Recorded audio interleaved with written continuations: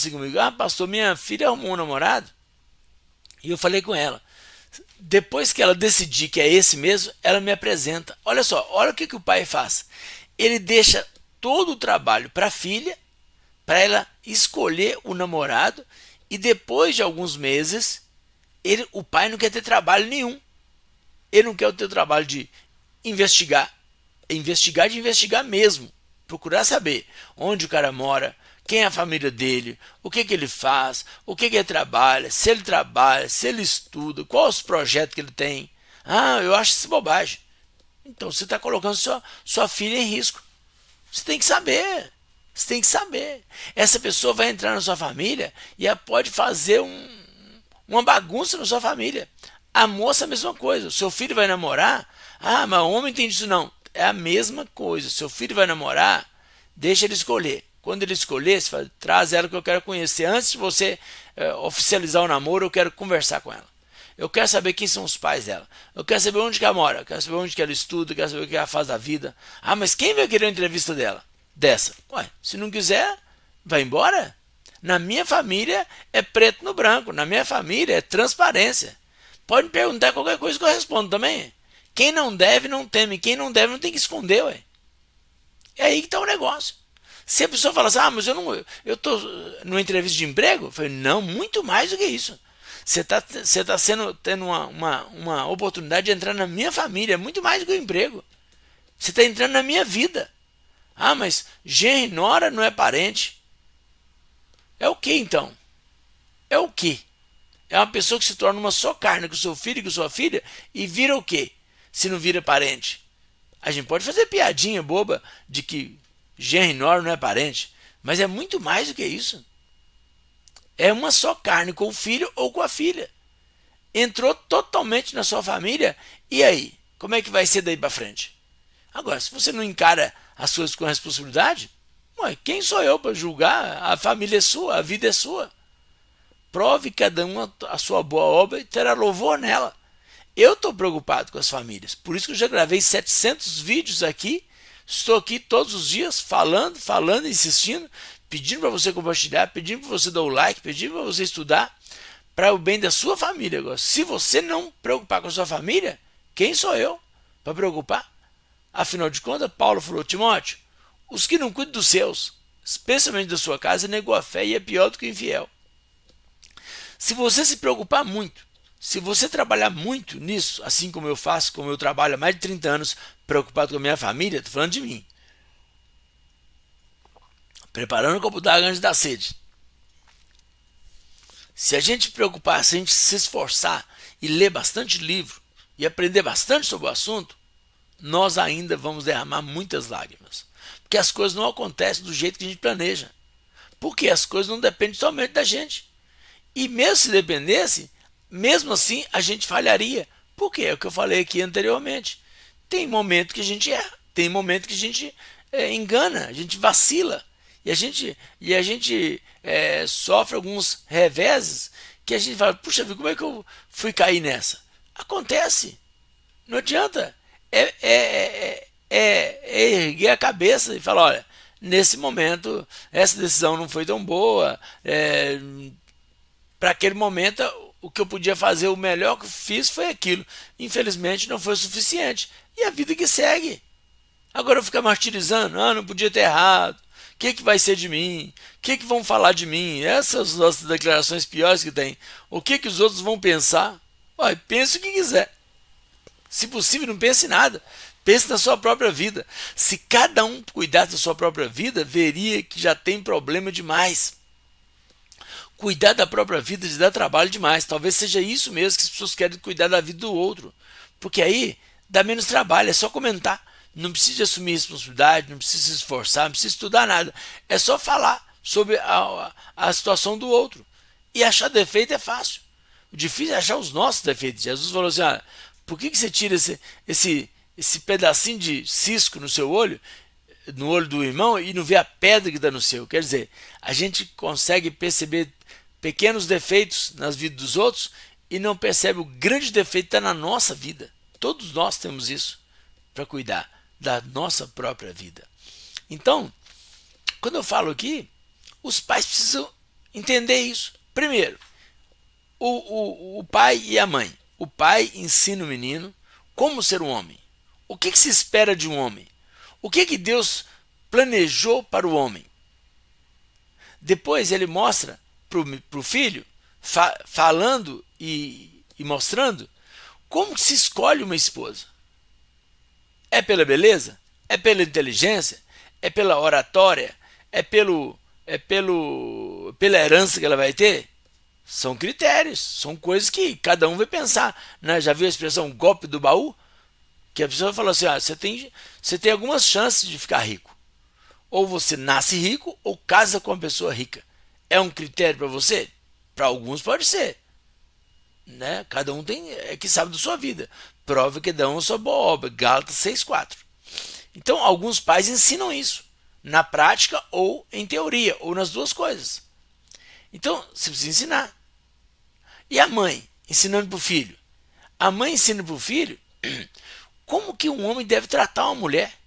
Por que nós vivemos tantas violência contra as mulheres? Por que acontece tanta violência contra as mulheres? Porque as próprias mulheres vão repassando essa ideia machista de que as vítimas são culpadas. Quando uma mulher é agredida, o que outra mulher fala com ela?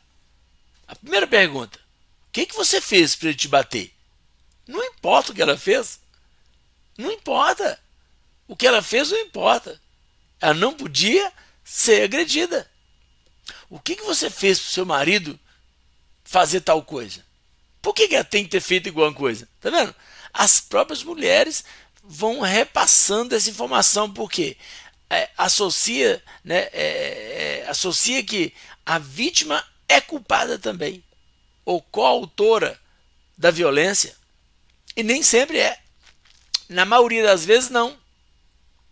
Mas aí a sociedade é machista, as mulheres têm um comportamento machista e fazem isso com as próprias filhas sem perceber.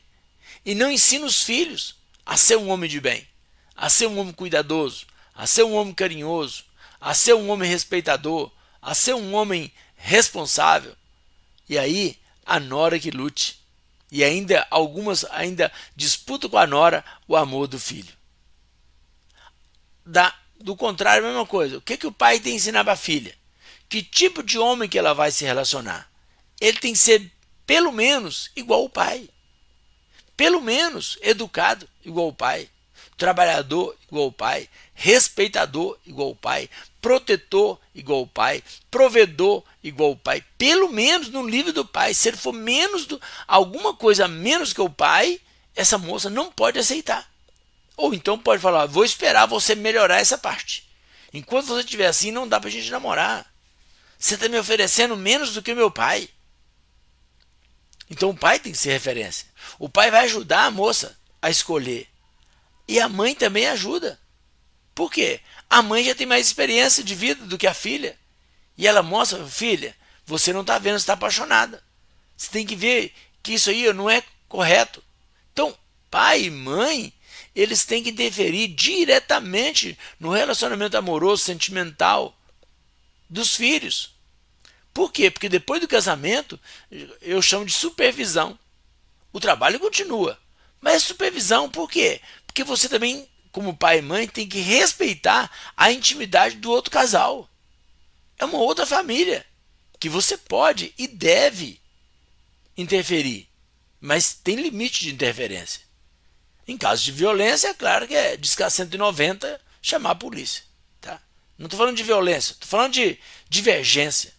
Divergência é chamar os dois para conversar, junto, depois chama separado, chama um por um. Sempre, né, é bom um por um primeiro, para depois conversar juntos, se os dois estiverem de acordo, e trazer eles para um diálogo. Porque o diálogo é que chama a gente para a razão. Porque quando falta diálogo, se volta para a barbárie, se volta para a violência, se volta para os homicídios, os feminicídios, os espancamentos. E quem tem que fazer isso? Os pais. Mas alguns falam assim, querendo se isentar: ah não, mas meus filhos são adultos. Não importa. Vou te contar o que minha mãe falava, tá? Minha mãe falava assim, ó, você ficou velho? Eu fiquei mais velho que você. Vocês nunca vão ficar mais velhos do que eu. Minha mãe falava assim, vocês nunca vão ficar mais velhos do que eu. Pelo menos enquanto ela estivesse viva, tá? A gente pode até viver mais do que ela, mas ela não vai estar aqui. Então, quer dizer, ela sempre estava na nossa frente.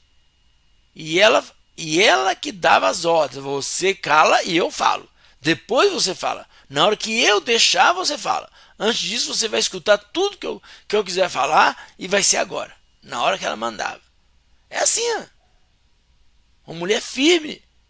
Que os filhos tinham como referência, tinha como certeza que seria acolhido, mas não seria acobertado. Acolhido. Ela ia entender que nós erramos, mas não ia passar a mão na nossa cabeça e falar que está tudo bem porque você é meu filho, eu te amo incondicionalmente. Não. Se estava errado, era errado e ela lavava a gente com vontade. É assim que é a criação. É o pai e a mãe interferindo para o bem dos filhos, para o bem dos netos, para o bem dos bisnetos, para o bem da família. Por quê? Ela entendeu bem. Os que não cuidam dos seus, especialmente da sua casa, negou a fé e é pior do que o infiel. Tá cheio de gente querendo fazer missões, tá cheio de gente querendo pregar no altar da igreja, cantar na igreja, dançar na igreja, ter função na igreja e falar que é isso e aquilo na igreja, andar com a Bíblia na mão. Mas o primeiro campo missionário, essa pessoa abandona, que é a própria casa. Por isso que eu estou aqui todo dia, trazendo palavra. E hoje, finalizando dessa live da série Direção para os Filhos, vamos apontar o caminho para os filhos. Vamos andar. Vamos ser exemplo no caminho. Ensina o menino no caminho. Ensina a menina no caminho. Vamos cuidar da nossa casa.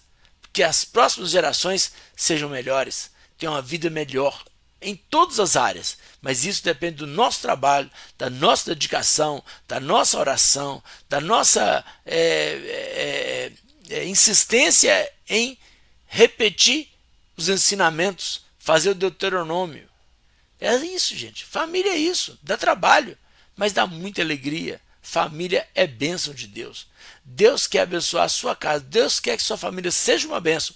Então trabalhe com ela, estude o assunto. Prepare o copo d'água antes da sede. E que Deus te abençoe poderosamente.